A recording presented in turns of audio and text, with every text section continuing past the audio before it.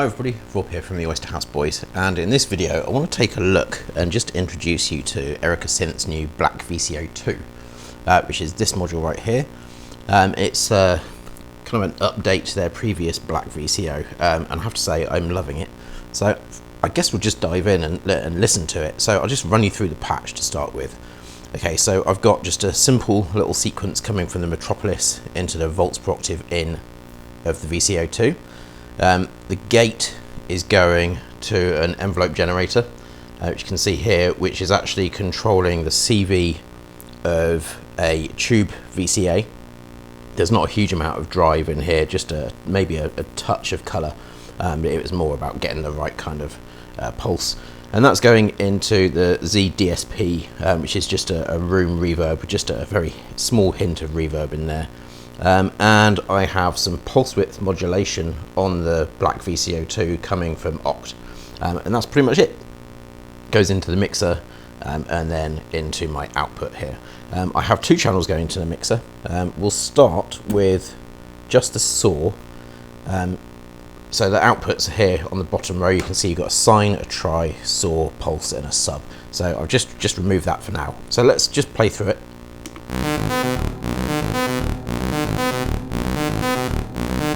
So this is the pure saw output. Sounds lovely. We'll just go through some of the controls and I'll talk you through them. So we have an octave control here. So we have your normal kind of standard tuning knob, but we also have an octave control here, which we can knock down -3 or +3 octaves. So I'll just go through those.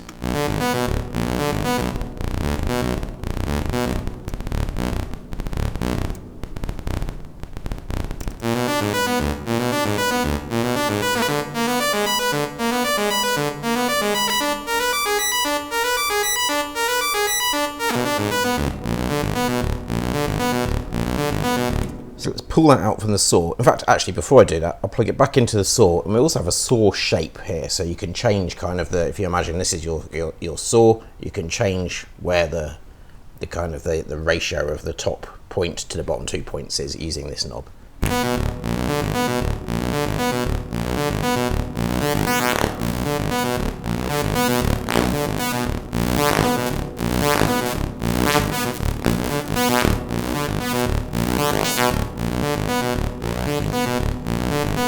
I think that sounds pretty cool.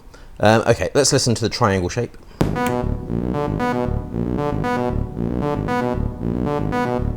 Sounds pretty much as you would imagine. It's nice and soft, but not as soft as this really beautiful sine wave.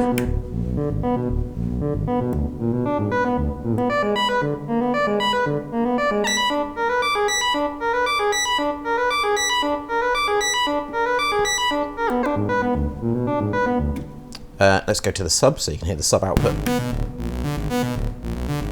You can hear that's an octave down. Okay, so let's go into the last one, which is the pulse width. I'm just going to pull the pulse width CV out. So you have standard control knob.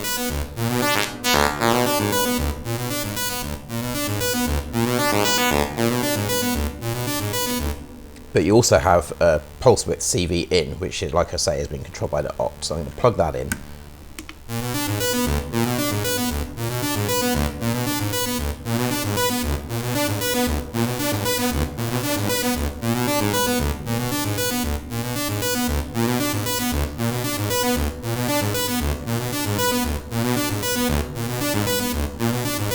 Okay, and in a similar fashion to the pulse width, that CV could also be controlled by could also control the saw shape, so this is your kind of third hand for this one.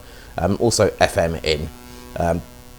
Now the FM in is just kind of a straight actual frequency, and you can also control the amount of CV, so the kind of the gain for the CV with this knob here, and that's a kind of a global setting. So no matter which one of these your CVs are controlling, this will give you an amount. So let's just do that.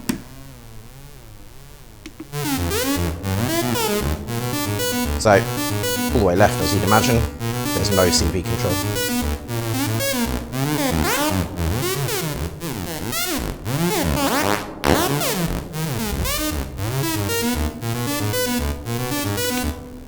So let's add in a second shape and combine some of these to build something a bit more interesting. Although that sounds ace on its own, I think it sounds really, really good. I love the sound of this VCO. So let's add a sub. So that's on channel 2. Oh no, it's not, it's on channel 3, sorry.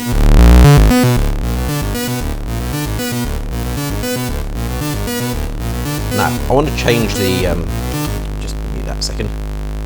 I want to change the saw CV using a different rate. So I'm going to go for something a bit slower here, so it kind of sweeps that tip across over time. So let's put that into the saw CV, see what we've got. Now I think the reverb might be just kind of fooling the ear a little bit there, so I'm just going to switch it off. Might give a longer tail to that release.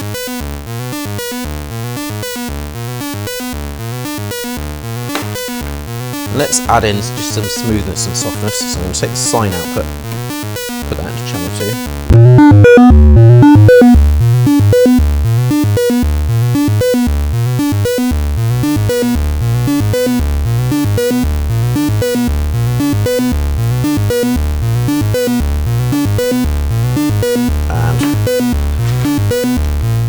Finally, let's add in some pulse width CV, also coming from Oct.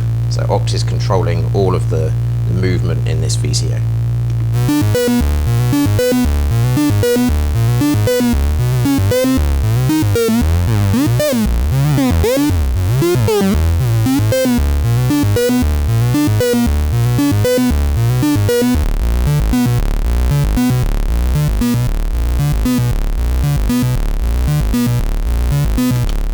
So you've probably noticed there are two switches here as well. So when we're looking at modulating this, you can flip between using this toggle on the right between pulse width and saw shape.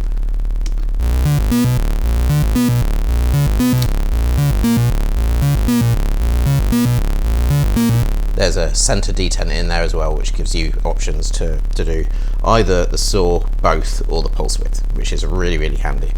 You also have a similar switch, but this is a two-stage, so there's linear or exponential for your frequency modulation, which will, well, you know what that does, I'm sure.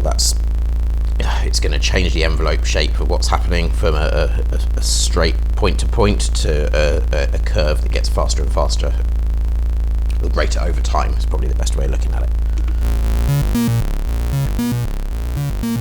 So as much as I'm a big fan of frequency modulation, I think for this particular use case I'm going to take that out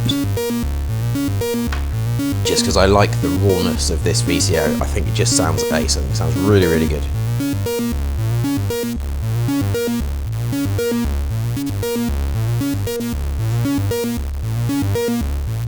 Okay, so let's go back to basics. Let's just switch those two off a minute, and I'll unplug. Well, I'll just take everything from this, and we'll just listen to all of the different wave shapes together. Let's take what have we got here? We've got that in, got that in, and that in. Let's listen to the triangle in the saw, just to get a really big, fat sound. So I'm going to plug that into there. We'll leave out maybe the sub, and we'll just listen to sine, triangle, saw, and pulse width.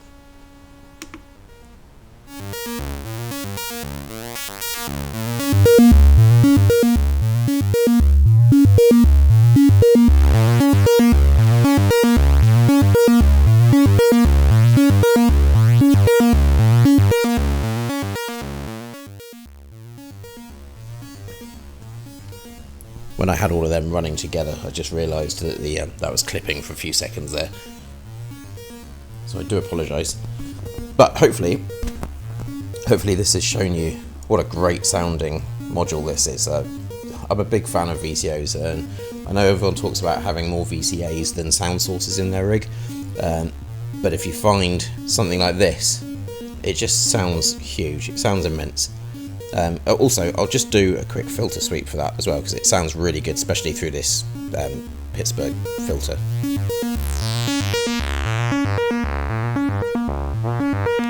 There's a sweet spot around here I love.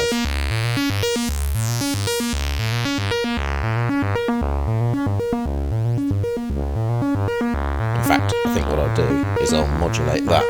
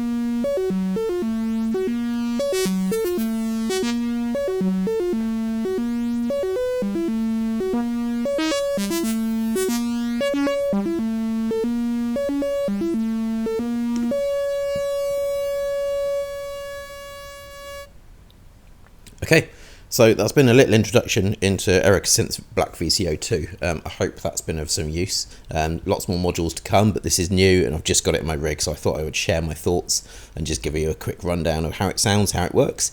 I think it's absolutely ace. I would say that as kind of just a basic raw VCO, although it actually does quite a lot, it is now equal, I think, to the Roland 512, which I also love. And even though the Roland has 2 channels of VCO in it and this only has the 1, I think that the kind of the overall quality of this sounds ace. And I love the fact that firstly, I like the fact that all of the jack sockets are all in the order they are. I really like that. And I love the fact that you can output everything at once and you can control everything just with this one knob. Some people might say that's a shortcoming. I like it. Personally, I think it gives you just a really playable instrument. So if you'd like me to go into more detail in any of these modules, or if you think I waffle too much, which is definitely a possibility because I do like to waffle, then let me know. And also let me know which modules you'd like me to talk about more, not just from what you see here in this little case, but from things you might have seen in other videos, or ones you want me to get into to talk about. Thanks very much. I've been Rob, and I'll see you all again soon. Bye-bye.